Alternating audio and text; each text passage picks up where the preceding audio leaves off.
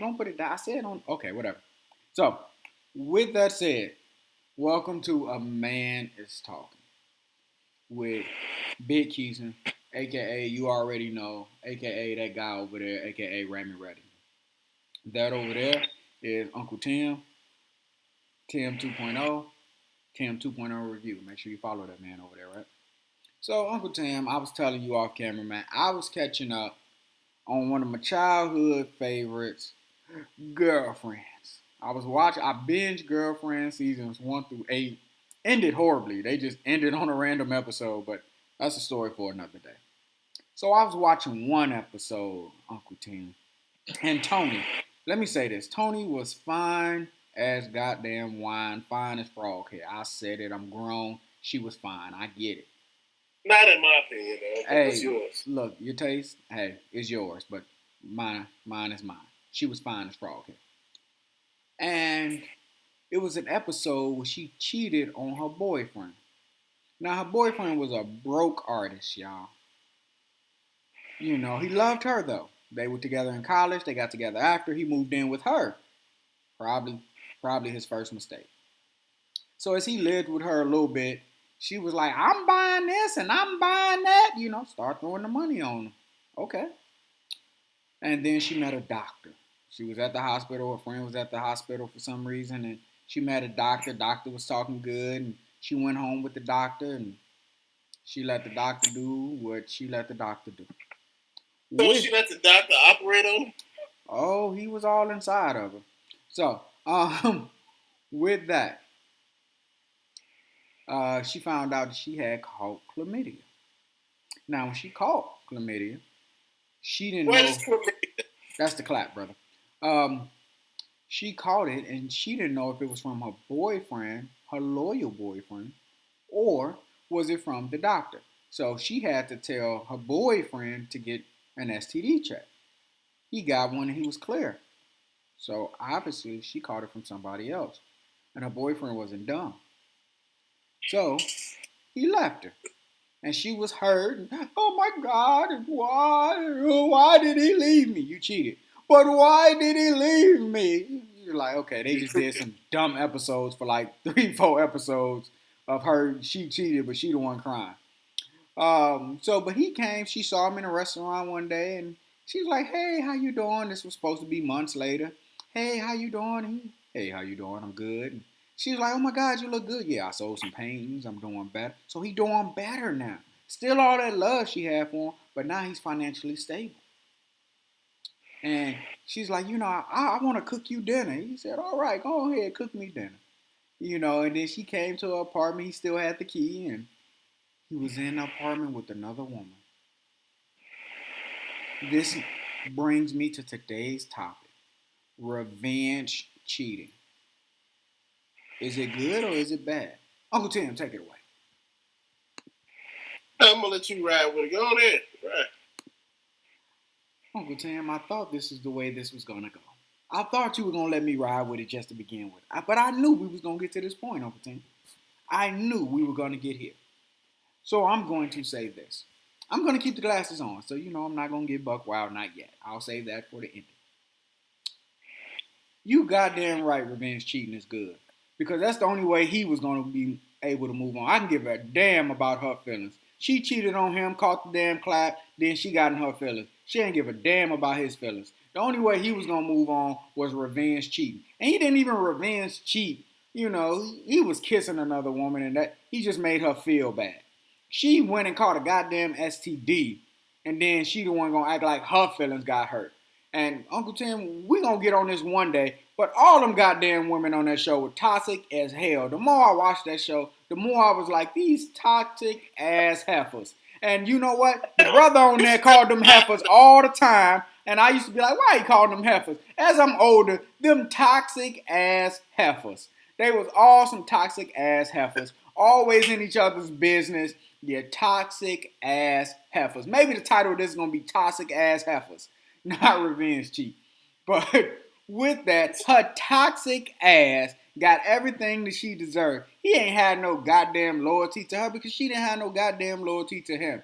All he was a goddamn trophy on her wall. And when he stopped, when he finally got the money that he wanted or that she thought he should have, that's when she wanted to come back. She should have thought of that before she cheated with her toxic ass. Yes, the actress is fine, and I appreciate all the acting, but guess what? The character was toxic as fuck.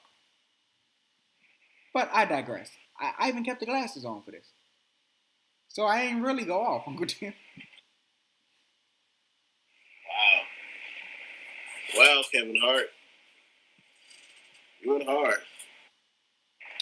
I don't think I got anything for this. Damn it, you said it all. Oh, I didn't say it all, brother. The glass is still on. Take them off. Y'all really want me to take the glasses off? Well, we knew it was gonna get to the point where I was gonna have to take these glasses off. Let me say this. I love the show Girlfriends. I think it was relatable. I think some of the things that they were talking about were very relatable from a woman's standpoint. But from a man's standpoint, I want to say y'all were some toxic broads. You were some toxic heifers. And he was right in every episode where he said, "What the hell is wrong with you heifers?" Big ups to Williams. The actor's actually from Chicago. Big ups. With that said, you can't have your toxic ass behavior and then you the one to go home and cry like you the one that got your feelings hurt. She spent 4 episodes. Her friend even took her ass to Jamaica. She in Jamaica. Why did he leave me? You cheated. It's not hard. It's nothing to write in. You ain't gotta figure out. But why? You cheated and you caught a STD. But why? There is no more why. There is no root cause analysis you need to do for this. You can see this from space why he left you. But why? Because you're toxic as hell. They need to put one of them stickers on your damn forehead and say, "Don't mess with this heifer, she toxic." And some of y'all out there like, "Well, I'm not like that." You exactly like her toxic ass. I know plenty of you toxic heifers who sitting there, "But I didn't do nothing." But did you? Well, it was this one time with these 3 guys. 3? 3?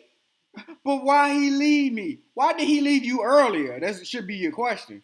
That's the better question. But I digress, because some of y'all are holier than thou. And you're always saying, "Well, I can tell a man." You can't tell a man shit. Yeah, no, come back on in, because you know you believe these heifers toxic too. Yeah, they toxic waste. And I said it. Now put a bow on it, put a yellow ribbon around the old oak tree because the heifers are toxic. Go on ahead. Tony Orlando out here.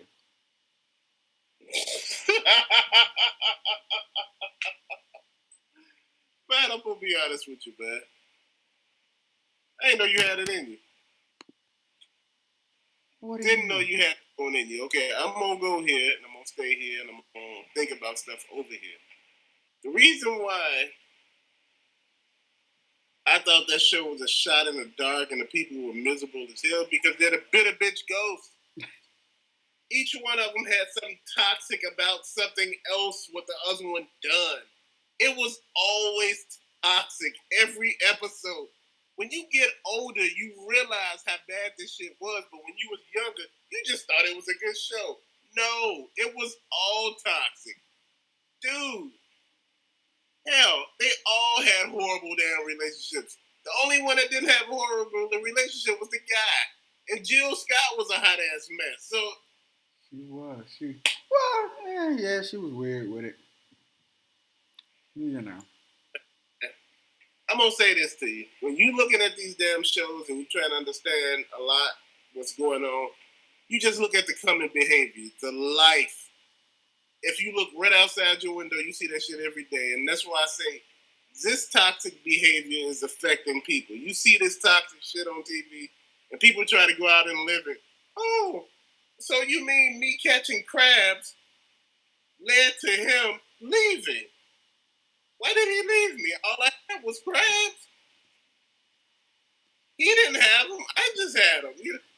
And how did you get crabs? And what's crazy, Uncle Tim, is in 2020, you know, and looking at this the first time around when they were originally coming out, I'm like, oh, this show. Now, granted, it's a good show. Don't get me wrong. I love Girlfriends. I wouldn't have binged it if I didn't think it was a good show. But you were back then, you were like, oh my God, this is scandalous. Now you're looking at it like, shit, this is a Tuesday. Because this is the stuff if you on social media, you read about this stuff without even trying. You on Facebook and somebody, and tell your man to stop texting me, because guess what? The baby his. You were like, wait, what? Where the hell all this craziness come from? And you realize this TV show wasn't that far off. A lot of these heifers are toxic.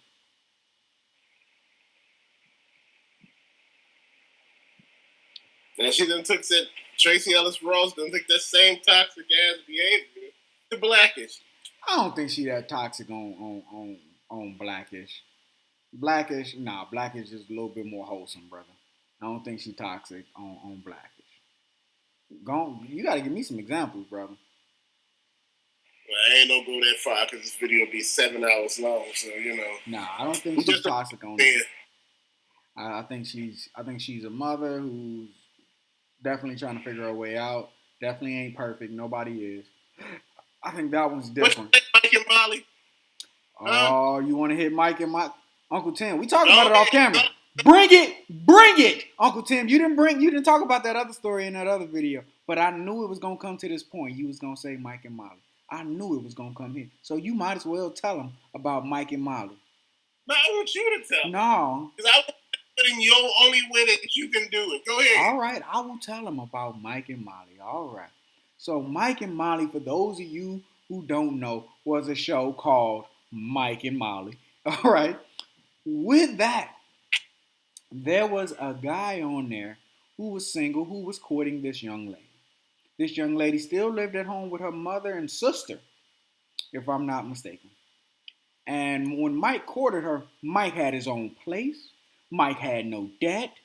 Mike was a good dude with a solid job. He was a cop. He was a Chicago cop.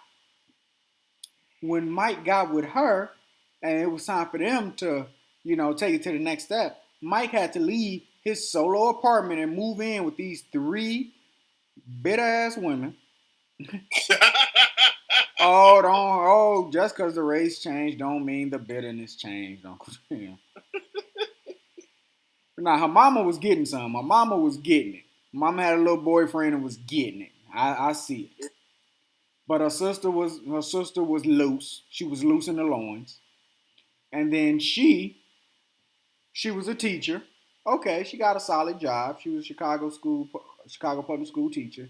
She had about $100,000 in debt. Uh-huh. And it really wasn't from student loans. It was mostly from her frivolous spending. And then, on top of that, she had the nerve to be one of the people to get mad at him because she lied about her debt. I remember the episode like it was yesterday. In the end, he apologized. I was sitting there with my wife like, what the hell he apologized for? She the one with $100,000 in debt, but he apologized? Well, you just didn't trust me. Heifer, you lied for our entire relationship with your toxic ass, you goddamn heifer. That would go another heifer. Go ahead, Uncle Tim. That's a divorce. That's a divorce right there. Because she a heifer. She lied. There's a lot of heifers out here. Damn, boy. And for some of you, what you call him a heifer? You watch Girlfriends enough. William was right when he called them the heifers. I used to be like, why he called them that? Because they was heifers. And they took it, too, because they knew they was heifers. They never say, don't call me a heifer. They was like, you make a good point. So, you see these shows are toxic, and y'all are copying these shows, telling, well, I want to have the Mike and Molly life. I want to be like Girlfriends. And you know what? I'm going to give you one more thing about Girlfriends before we leave, because I saw this one, and I agree with the brother on it when I saw it. So, Joan finally got a man to propose to her, Uncle Tim. Season 8. That brother proposed, got the whole family together, and all that stuff. But before that, her toxic ass was talking to her ex. Her ex, right before, because he was trying to build up the suspense, right? So it can be like, oh my God, the perfect day. He said, she got on one knee, accidentally proposed, and he didn't say nothing. And she was like, I think the relationship over. So she, within like 2 days, she talking to her ex.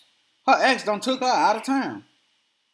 And then she was like, I had to kiss my ex for me to know that he wasn't the man for me. But they didn't say nothing about that part. They just let that just roll over their head, right? So the episode goes on, he proposes, and you think everything gonna be happy as all out world. Then they get to season 8, episode 1. Uncle Tim, when it came on, I said, nah, this is when it's getting real. Season 8 started. Uncle Tim, he looked at her. He said, why the hell you buy the goddamn stove? The stove, we can't afford the goddamn stove. You bought the stove.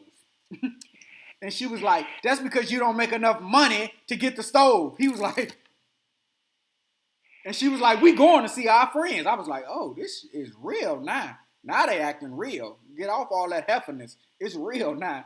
So they go see the friends. They sitting at a picnic. They friends a little drunk. They watching, they watching the concert of their other friend. And the friends, she had the nerve, Uncle Tim, in front of their friends to say, well, you don't make enough money, and if you did, maybe we could afford the stove. In front of her friends? In front of all her friends. So when he slapped her, what happened? Oh no, Uncle Tim, when I tell you this brother played it like a champion he was a champion of champions. That brother said, okay. That brother went home. And she came home later because she wasn't crazy enough to come home at the same time as him. That brother sat down, she came in, and why did you say? He said, hold on. And he read the newspaper. And she's, why didn't you? In his calmest voice, Uncle Tim, he looked at her and he said, you will never in your goddamn life speak to me that way in front of your friends, ever, in public. And she said, well, I should have. In his calmest manner, Uncle Tim, that man took off his pants and threw it at him. He said, you must want to wear them. Have a good night. Damn! I said, this show getting real. Now, this the girlfriends I wanted to see. I want to see some real now. You know what I'm saying? And that's when I said, this show was full of toxic heifers. Because she was still mad at that whole situation. And that brother didn't scream, didn't yell. He handled it like an adult. Little petty, but still like an adult. That wasn't petty. He drove ass crazy. Oh, she was crazy. She was ready to move out. And he was like, we just had an argument, but you are ready to move out, huh?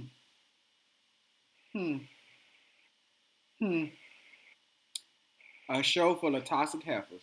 I'm going to leave it at that. What season was that again? That was season 8 right there. That turned into season. That was the last season. That's why I'm like, they got real in the last season. All this girlfriend stuff for 7 seasons, it got real in that last goddamn season. You don't afford enough to get the damn stove. You will never speak to me like that in front of your friends or in public ever again. I said, my man. Hell, did she ever speak to him like that again? You know, like hell, she did not.